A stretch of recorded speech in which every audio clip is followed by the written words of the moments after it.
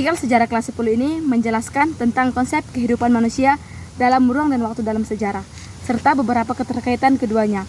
Kamu familiar sama peristiwa proklamasi kemerdekaan Indonesia dong ya? Pada peristiwa tersebut, ada IR Soekarno serta seluruh peserta upacara. Proklamasi kemerdekaan diadakan di Jalan Pengasaan Timur nomor 56 Jakarta dan terjadinya pada tanggal 17 Agustus 1945. Nah, kalau diperhatikan, peristiwa dalam 3 hal penting yang tidak mungkin dari sejarah. Apa saja? Manusia, ruang, dan waktu. Yap, ketiga halnya penting termaksud dalam unsur sejarah ya guys. Intinya, kalau gak ada salah satu dari unsur ini, ya tidak bisa disebut sebagai sejarah. Jadi, dalam peristiwa sejarah, manusia mengalami peristiwa tadi. Ada 3 hal penting yang tidak mungkin lupa dari sejarah. Apa saja? Manusia, ruang, dan waktu. Yep, ketiga hal penting ini termaksud dalam unsur sejarah. Ya guys, intinya kalau gak ada salah satu dari unsur ini, ya tidak bisa disebut sebagai sejarah. Adanya konsep ruang ini membuat para penulis sejarah kemudian mengkategorikan peristiwa-peristiwa sejarah berdasarkan tempat. Misalnya, sejarah daerah, sejarah lokal, sejarah dunia, dan sejarah nasional.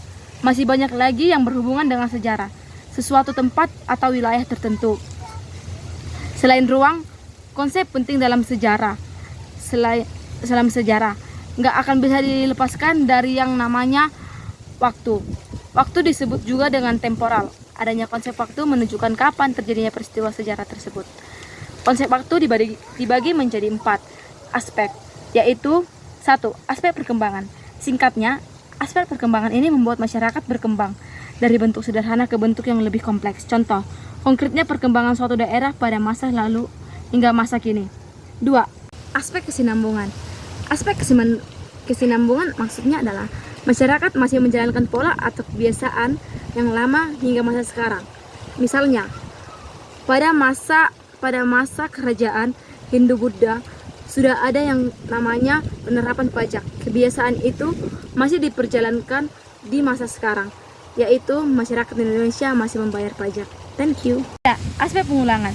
Pada aspek pengulangan, suatu masyarakat mengalami fenomena yang terjadi di masa lalu, kemudian terjadinya lagi di masa berikutnya.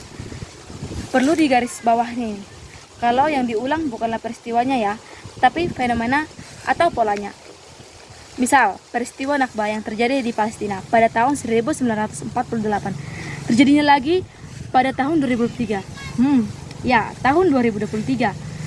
Tapi kalau dari polanya mirip kayak Nakba. 4. Aspek perubahan.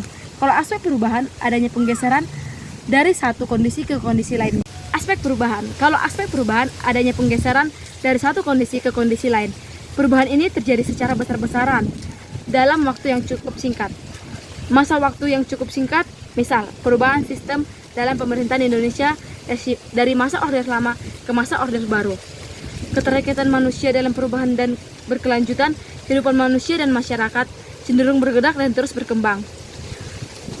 Pada rekai kain udah manel, begitu kata Herakleitos, yang artinya nggak ada yang nggak berubah, semua mengalir. Selain itu, Wartem juga pernah menulis History is a count and change, yang artinya sejarah adalah peristiwa yang berkesinambungan dan berubah. Masyarakat sewaktu-waktu bergerak dan berubah. Perubahan di sini maksudnya adalah aspek kehidupan yang berubah karena terjadinya suatu peristiwa. Nah, perubahan itu bisa mengalir ke yang lebih baik atau yang lebih buruk. Misalnya, pengeboman yang terjadi di Hiroshima dan Nagasaki mengubah sebuah kota yang awalnya utuh menjadi hancur. Selain konsep perubahan dalam kehidupan manusia, ada juga yang namanya konsep berkelanjutan. Apa yang dimaksud dengan berkelanjutan? Berkelanjutan adalah wujud dari suatu proses perkembangan aspek kehidupan. Penemuan topik heuristik, sertifikasi, interpretasi, dan terakhir historifikasi. Indonesia. 1. Penentuan topik. Langkah pertama yaitu memilih topik yang akan diteliti. Perlu kamu ketahui, topik dan judul adalah dua hal yang berbeda. Sebuah topik dapat menghasilkan beberapa judul bersifat abstrak dan cakupan luas, sedangkan satu judul hanya bisa dipakai dalam penelitian sejarah, bersifat fokus dan spesifik. Contoh, kamu ingin membuat buku dengan topik Perang Dunia Kedua, maka alternatif judul penelitian bisa berupa penyerangan Jerman ke kota Danzig, serangan Pearl Harbor, atau dampak Perang Dunia Kedua terhadap Indonesia. 2. Heuristik. Kalau topiknya sudah bertemu, selanjutnya apa lagi? Nah, tahap kedua penelitian sejarah adalah mendapatkan sumber dan bukti-bukti pendukung. Langkah ini disebut dengan heuristik. 3. Heuristik berasal dari kata Yunani heuristiken yang artinya mencari atau menemukan. Jadi, dalam sejarah, heuristik merupakan tahap pencarian dan pengumpulan sumber mengenai masalah yang diteliti. Tujuan agar peneliti bisa menghasilkan peneliti yang bermutu dengan informasi sebanyak-banyaknya. Tahap ketiga yaitu verifikasi. Verifikasi adalah proses pemeriksaan terhadap keaslian dan kebenaran sumber sejarah. Tujuannya untuk menguji fakta sejarah dari sumber yang penelitian dapatkan.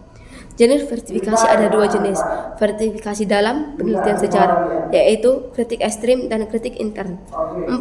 Interpretasi. Interpretasi adalah tahap keempat penelitian sejarah. Penelitian memberikan penafsiran, pendapat, dan analisis dari fakta yang telah diperoleh, dan diverifikasi fakta-fakta dari akan dihubungkan rangkaian peristiwa. Dan maknanya kalau dipikir-pikir, interpretasi ini mirip kayak mainan pulpes loh. Kita mencoba menyusun potong-potongan pulpes sampai terlihat seluruh gambar aslinya. 5. Historiografi. Oke, kita sudah sampai di tahap terakhir penelitian sejarah yaitu historiografi. Historia berasal dari kata historia dan grafian yang berarti penulisan sejarah. Kalau di tahap sebelumnya, kita menentukan, mencari, memeriksa, dan memahami makna sejarah. Di tahap ini, kita sudah bisa memulai menulis hasil